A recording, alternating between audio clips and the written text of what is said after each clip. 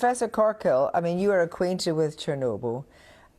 What do you think the likelihood is of radiation leakage? And, you know, why on earth would the Russians risk that happening? So I think the risk of any leakage at the present time is really very low, and the International Atomic Energy Agency also agree that there's no major safety hazard at present at the site, even though the electricity has been cut. But they have to keep the coolant, don't they? I mean, explain why you don't think there is a problem by severing the electricity.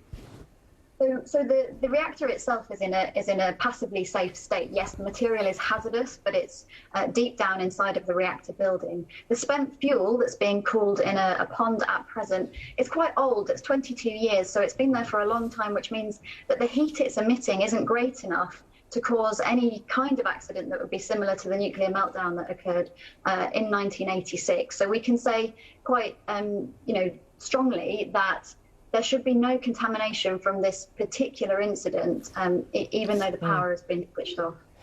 Alla Shapiro, I mean, what would be, you know, there are several other nuclear power stations across Ukraine. What's the most dangerous thing the Russians could do at those reactors, short of blowing them up?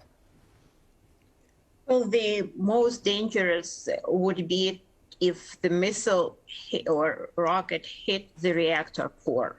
Then it caused a meltdown of the reactor, and then the radiation will rocket it into the atmosphere, and then the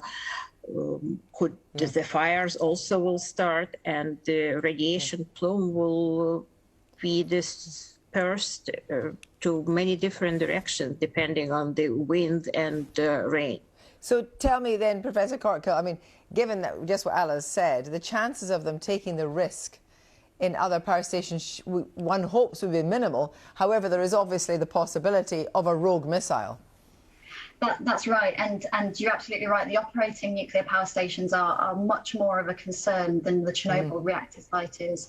And the main issue there would be if the electricity supply were to be lost and the backup generators damaged.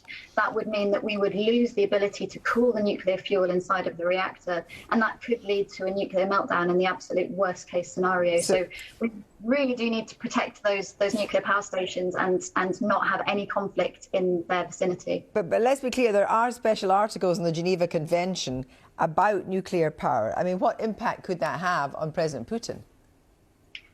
Well, quite interestingly, not all countries have ratified that particular part of the Geneva Convention. So there's a slightly grey area in law about whether you're allowed to or not allowed to fire or have conflict near a nuclear power station. So it's yet to be seen how this will play out. Alla Shapiro, I wonder your feelings and thoughts when you look at what's happening in your homeland. You were raised in Kyiv, and you're looking back at this from the position on the eastern seaboard of America. What do you make of what's going on in your country? Well, what I see and watch and talk to people who still in Kyiv, my close friends, the whole situation is, I'm in complete disbelief even when I'm watching this. I remember that the hospital where I worked after the Chernobyl, before and after, where we had patients from Chernobyl and Pripyat. The hospital was there to treat patients, and today the hospitals where patients are dying because of the bombing.